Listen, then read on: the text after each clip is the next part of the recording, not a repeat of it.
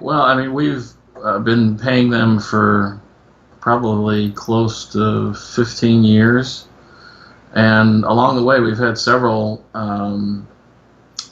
repairs that should have been covered under the warranty that they seem to find low-rated vendors who either won't repair it or they come up with excuses to not.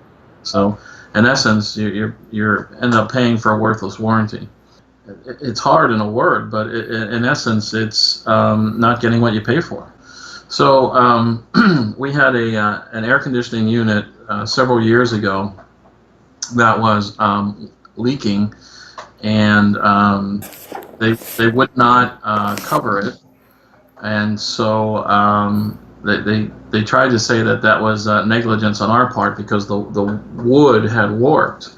Well, it was because of the leak, and so we fixed it ourselves, and it started to leak again, and we basically ran into the same situation where they said that they wouldn't cover it. So at that point, we were like, we sort of added up all of the money we had paid them on that time.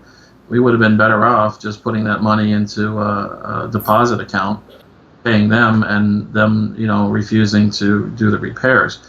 The other thing I would say, Michael, is that they select the vendor, and all of the vendors that they have sent us, when you review them on Angie's List or do some review through the Better Business Bureau, they're all they all have very negative responses and profiles, and you can't pick your vendor. They do it. I've come to understand since then that that they will only pay a certain. This is what I've read, so I don't know this to be fact, but it looks like they will only pay those vendors a certain amount of money. So they seem to recruit vendors who will take that deal.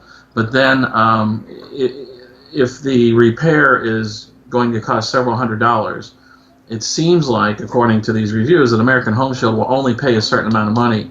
So the vendors they choose then find reasons not to do it because they would lose money if that repair would actually cost more than what American Home Shield is going to reimburse. So the fact that this is apparently their process and that you can't choose the vendor, you're really just sort of throwing money away in that regard. Well, we would have wanted the repair, but at this point, you can't live in Florida without air conditioning. We've had to go and pay for it out of pocket. So at this point, and we've canceled our policy with American Home Shield.